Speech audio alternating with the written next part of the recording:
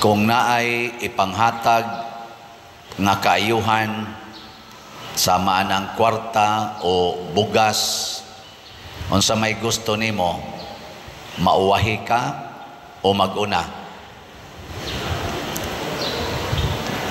Gilingay mong tupad. Ing nagnaaro ipanghatag sa Father, bisag tag 1,000 lang para sa umaabot nga leksyon. Bisag tag 1,000 lang. Ang sa may gusto nimo, maulahi ka o mauna? Mauna. Mauna, mga igsoon, si Kristo pirmi gining maghatag o grasya. Dili lang grasya nga kalibutanon, grasya gyud nga langitnon. Pero ang iyang requirement, kinahanglan ta mo trabaho. Sige karon, kung trabahoonon ang himuon, unsa may gusto ninyo, mag-una mo o maulahi? Kanabang paglimpyoan ang kanal, paghimuan ang mga magguna, maglimpyo ang mga lugar silingan, unsa may gusto ninyo, mauna o maulahi? Oh, una good taon. Ulahi gyud. Mo na itong batasan.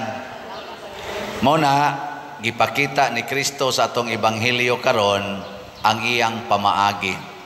Kung nahitabo patingali nga kanis Kristo, karon ni siya nahitabo ang iyang gibuhat, murag nakiha na gini siya unfair labor practice.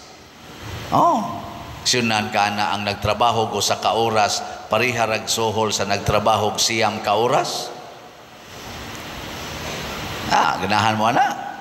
Ang nagtrabaho sugod alas 5 buntag hangtod alas 6 sa gabi, pariharag sohol sa nagtrabaho alas 5 hapon kutob alas 6. Unfair labor practice. I-prorate gina siya. Kwintahon gina tagpila ang oras.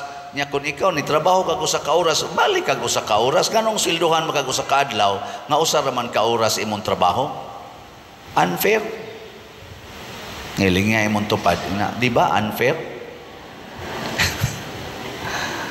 Mao na diri sa atong unang pagbasa, giklaro gid na ni propeta Isaías, ang Ginoo iya ginang giklaro, ang akong pamaagi lahi sa inyong pamaagi.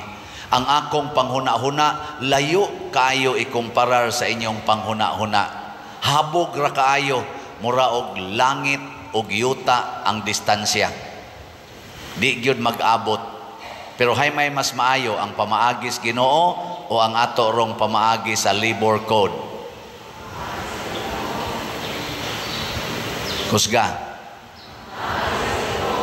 Sumusugot ra gyud mo, sweldohan mo og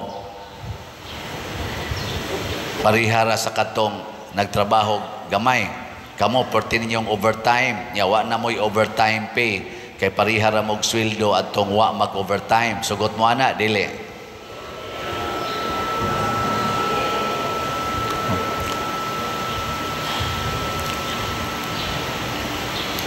Perti manggay natong paningkamot o pang-apply abroad.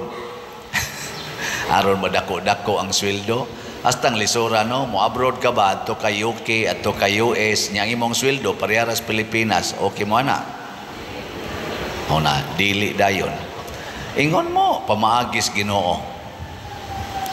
O na, doon na tayo gitawag og discrimination dinhi sa atong pagpanrabaho sa kalibutan.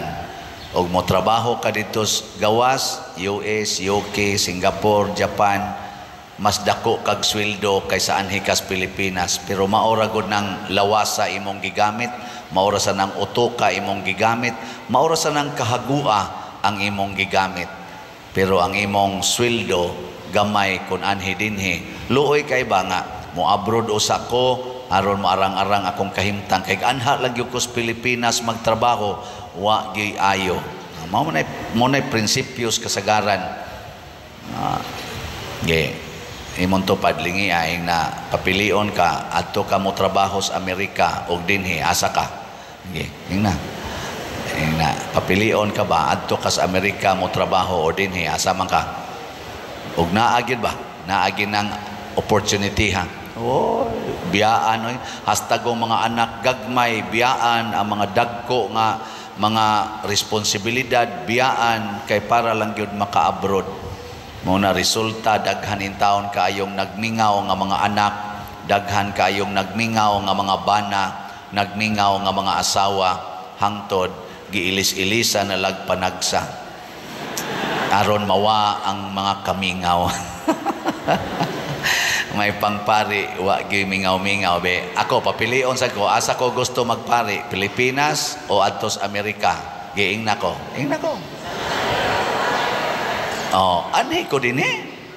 Ganahan kay ko dinhi. Kay bisag minus ang kolekta, daghan mang manimba. Oh, di ba? dito dako ang kolekta pero jutay ang musimba. Sayon ra na analyson. Ngano man, mas sa Ginoo mga igsoon, mas importante ang trabaho kaysa sweldo. Timan ha? Mas importante ang trabaho kaysa sweldo. Ngano man, ang iyang hukom kanus ata niya hukman nga maayo ta o dili nga pagkatao base sa atong trabaho. Muna importante ang trabaho kaysa sweldo. Unsa may gamito nimo sa pagtrabaho? Kamot, baba, mata, dunggan, imong health, di ba? Mao man imong gamito sa pagtrabaho. Beko na be. Tistingan na to. Sugot ka, swelduhan ka og tag 10,000 ang simana. Pero paralyzed ka. Kanang 10,000 gamito na sa imong therapy, sa imong maintenance. Ana, sugot ka. Oh, tanawa, lingo na mo. Sige, himo na tong 15,000 pero stage 4 cancer ka. Ang imong 15,000 para na sa imong chemotherapy o sa imong mga tambal. Sugot ka? Oh, dili man lagi. Mao na kining atong health, kining atong lawas, dili ni kabayran og sapi. Ang imong pananaw dili na kabayrag sapi, mo na imong gigamit sa pagtrabaho. Kining akong kamot nga nagsinyas-sinyas di ni kabayrag sapi nga makalihok ni. Why millions or billions nga makapalihok ani kung maigo ko sa stroke. Bisan pag bilyonaryo ka, ana ginang kamot nimo. Agas gina imong laway. Magdayapir gyud ka kay di nakakapugong sa imong mga discharge diya sa imong mga hugaw. Oh. Lingay mong tupad. Yung natagaan ti kag 1 million, ma-half body paralyzed ka. Okay ka? Ing na. Mahurot na lang ng imong 1 million, di ginakapauli sa imong lawas. Noy, kana lang usa ka tikang nimo, kanang pagpaso na mo dito padong dire. Ako nakapasok ko gigaspultahan padong dire, mahal na kay nagbayad oy. Mahal kay nagbayad. Pangita mo dihag na stroke nga na paralyze nga inig makalakaw siya padong dire. Imagine pila ka buok doktor siyang gibayran ana, pila ka buok occupational therapist siyang gibayran, pila ka buok tambal ang nahurot. Una na makalakaw padong dire, di pagidtarong pakalakaw ana pagyod. Ana. Oh. Sunala mo ana. Nga inyo lang ang ibaylog sweldo, ayaw pag tinarong mong trabaho, duko lagi mo diya. Bebe, ang problema karon, kinsay imong employer?